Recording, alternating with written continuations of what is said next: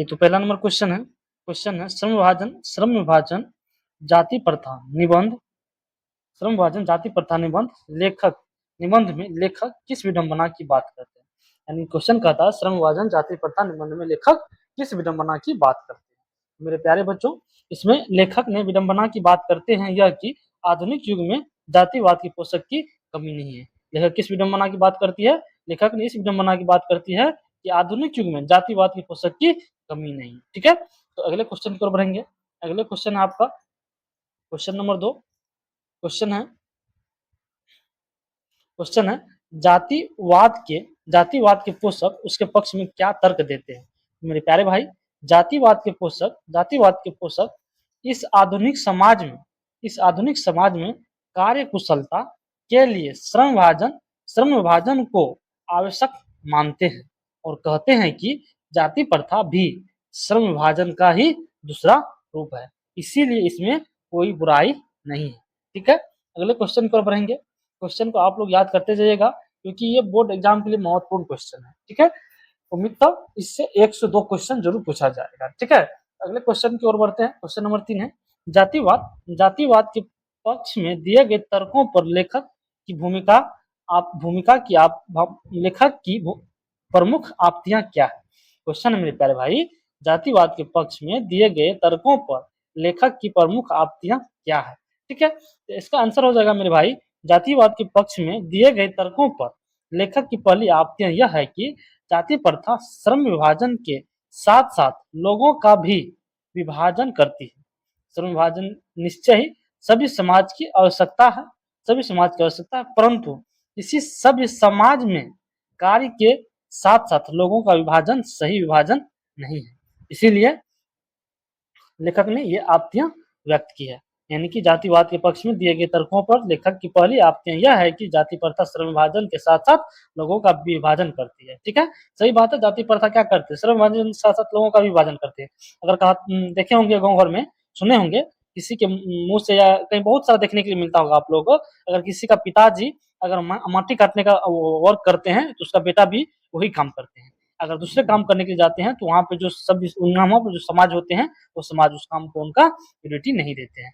ठीक है, तो इसी चीज को लेकर के जो जाति प्रथा है वो कार्य को तो बांटवे करते हैं, साथ साथ उनके जाति पक्ष सब चीज को ही बांट देते हैं। ठीक है, अगले क्वेश्चन को बढ़ते हैं। अगले क्वेश्चन आपका मेरे भाई क्वेश्चन नंबर 4 है, जाति प्रथा भारतीय समाज में श्रम विभाजन का स्वाभाविक रूप क्यों कही जा सकती है। क्वेश्चन है, जाति प्रथा भारतीय समाज में श्रम विभाजन का स्वाभाविक रूप क्यों कही जा सकती है। तो मेरे प्यारे भाई, भारत की जाति प्रथा की एक और विशेषता यह है कि यह श्रमिकों का अस्वाभाविक विभाजन ही नहीं करती, बल्कि श्रमिकों को एक दूसरे से ऊंच नीच को दर्शाता है, जो विश्व के किसी भी समाज में नहीं पाया जाता। मेरे प्यारे भाई, ये सभी जो सिर्फ भारत में ही पाए जाते हैं, ये अगले देश में चले जाइए, ऑस्ट्रेलिया चले जाइए, अमेरिका चले जाइए, चीन चले जाइए, जापान चले जाइए, रूस चले जाइए, वहां सब ये सब व्यवस्था नहीं है। ये व्यवस्था जो है, ये जाति प्रथा, ये व्यवस्था कहाँ है? ये कुप्रथा अपना लोगों को ही, यानी कि भारत में ही है। ठीक है, ये दूसरे समाज में देखने के लिए नहीं मिलते हैं। ठीक है, ये क्वेश्चन आप लोग समझ में आगे होंगे। अगले क्वेश्चन की ओर बढ़ते हैं। अगले क्वेश्चन होगा मेरे भाई आप लोगों का क्वेश्चन नंबर 4। क्वेश्चन है, जाति प्रथा भारत में बेरोजगारी का एक प्रमुख और प्रत्यक्ष कारण कैसे बनी। देखिए, जाति प्रथा जो भारत में बेरोजगारी का एक प्रमुख और प्रत्यक्ष कारण कैसे बनी।